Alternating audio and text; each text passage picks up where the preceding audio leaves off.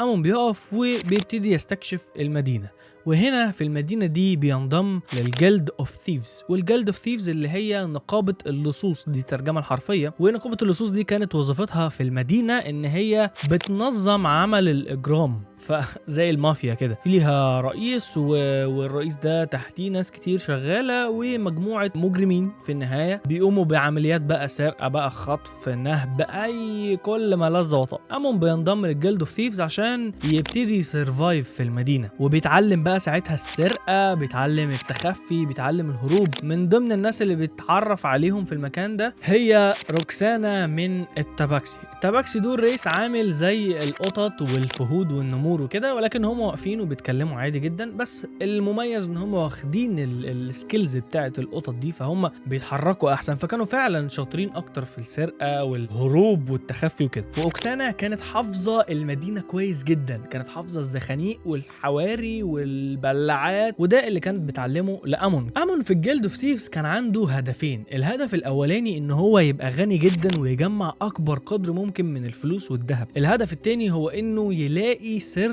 الجوهره اللي معاه دي، عشان كده هو عمر ما باعها، مع انه ممكن يبيعها ويكسب منها كتير، ولكن هو عايز يعرف السر بتاع الجوهره دي فين، عشان كده كان دايما محتفظ بيها، وكان بيكتشف دايما ان اي حد بيعرف ان معاه الجوهره دي كان بيحاول يبعده عنه او يزق. بعد كده امون بيقرر ان هو يسيب الجلد اوف ثيفز عشان يدور على حاجات تانية، ولكن الجلد اوف ثيفز ما بيسيبهوش، انت ما ينفعش تسيب نقابة اللصوص وتخلع، فطبعا بيبعتوا وراه الحراس بتوع المدينة، بما ان الجلد اوف ثيفز كان ليها علاقة بالامراء والنبلاء اللي موجودين في المدينة. فامون بيبتدي يهرب من مكان للتاني لحد ما بيوصل لقرية اسمها فالكوري، وهناك في فالكوري بيتقبض عليه وبيترمي في السجن.